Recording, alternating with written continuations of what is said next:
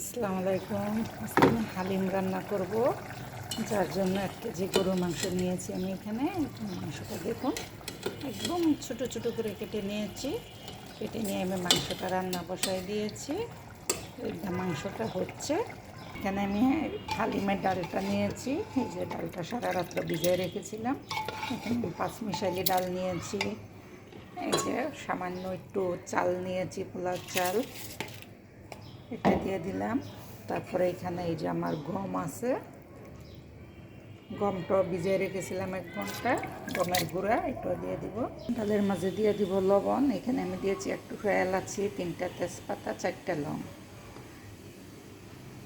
দারচিনি দিয়েছি একটু দিয়ে দিলাম সামান্য হলুদ, একটু ধনিয়া, অল্প জিরা, অল্প মরিচ, সব কিছু দিয়ে এখন আমি প্রেশার কুকারে এটা সিদ্ধ বসাই দিব।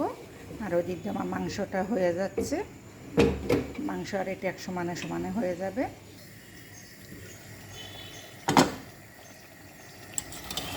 আমার হালিমের মাংসটা মোটামুটি রান্না হয়ে গেছে। মাংসটা সিদ্ধ হয়ে গেছে সুন্দর করে।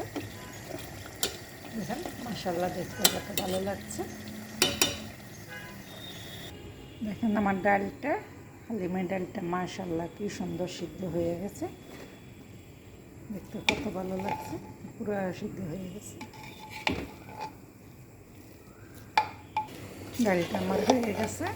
আমি ডালটা ঘুটে নিয়েছি। ঘুটা বলতে কি, চামচটা দিয়ে যাবে না, ভালো করে সিদ্ধ হয়েছে তো, নাড়া পরে ডালটা ঘুটা হয়ে গেছে। এখন আমি মাংসগুলি দিয়ে দিব, রান্না করা মাংসটা। হালিমটা মোটামুটি হয়ে গেছে। এখন আমি বাগারটা রেডি করব। প্রথমে আমি এখানে দিয়ে দেবো বেশ কিছু আদা কুচি, তারপরে দিয়ে দিব পেঁয়াজ কুচি, এখানে আমি দিয়ে দিব সামান্য ঘি। ঘিটা দিলে আমার গন্ধটা সুন্দর আসবে। অল্প দিব, খুব বেশি না। তারপরে আমি দিয়ে দিব সামান্য গরম মশলা গুঁড়া বাগারটার মাঝে, এতে সেন্টটা ভালো আসবে। এখানে হালিমের মাঝে দিয়ে দিব আমি ভাজা জিরার গুঁড়া 2 চামচ। এটা কিন্তু ভাজা জিরার গুঁড়া। বাগারটা আমার মোটামুটি হয়ে যাচ্ছে। আমি দিয়ে দিব সামান্য একটু হিং গুঁড়া, খুব অল্প হিঙের গুঁড়া দিয়ে দেবো। এখানে কিন্তু আমি রেডিমেড কোনো মশলা ব্যবহার করি নাই, সব আমার ঘরে বানানো হাতের মশলাই, সব নিজেদের মশলা ব্যবহার করেছি। আমি রেডিমেড কোনো মশলাই দিই।